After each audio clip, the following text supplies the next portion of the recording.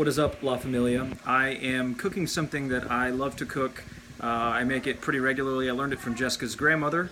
It's called Ropa vieja, for those of you Spanish speakers. You're probably familiar with this dish. It's traditional to Cuba and other Latin American countries. I'm doing it in an Instant Pot, so I figured I would kind of do like a quick video to show you guys in case any of you wanted to try it and you have an Instant Pot. You can also do it with a pressure cooker. That's what I used to do it with, and Instant Pot's just easier. So far I have some onions that I've diced up, just one onion, one whole onion, and I am sauteing it in extra virgin olive oil, and here in a minute I'm going to add garlic. So this is the kind of garlic I use. It's just kind of store-bought. It's nothing special. You can get it for a few dollars. It's already minced.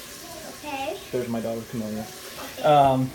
And what I do normally is just use a fork and get about, a decent amount here, not a whole lot. Throw that down in there, and maybe one more, just for good measure. I like garlic quite a bit, so do that, and then just sort of stir this around and mix it in, let it brown for a couple minutes. It's on saute right now, by the way, if you have the Instant Pot. This would be on about like medium-high if you're doing it on a stove top. Okay, now we're about to add the meat. I use typically some stew meat. This is from Sam's. I prefer this because it's really good. It's USDA Prime, you can see that, or Choice, whatever. So it's good stuff, and it's relatively cheap. This is about 3.5 pounds. So we're going to add this into here in just a minute and brown it up, and then we'll add the rest of the stuff. So here we are. I just realized my aspect was wrong. Sorry about that. Here's the meat. It is now in the Instant Pot. It's still on saute, and I normally just sort of let this brown for a few minutes, kind of lightly rotate it to where it browns up. It doesn't got to be perfect because it's going to pressure cook for about 25 to 30 minutes, and under that kind of heat and that kind of pressure, honestly, you could throw it in here just totally raw. You could honestly throw it in here frozen, and it would cook just fine, but it certainly cooks better when it's brought down to a warmer temperature, and the browning helps with the salt. I add a little salt as well. Okay, so this is the chicken broth I use. I don't always use this kind, but just this is what I've got right now. It's fine. I normally add this in. You can use water. I prefer broth because it's got a little bit of flavor to it that obviously water doesn't have.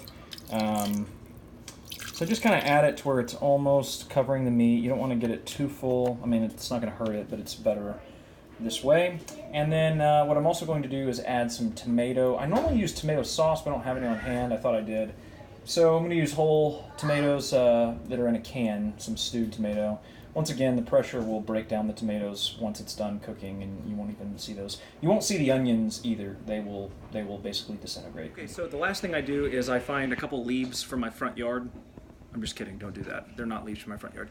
This is bay leaf. I usually put a couple of these guys in here as well. I've added this to tomatoes as well.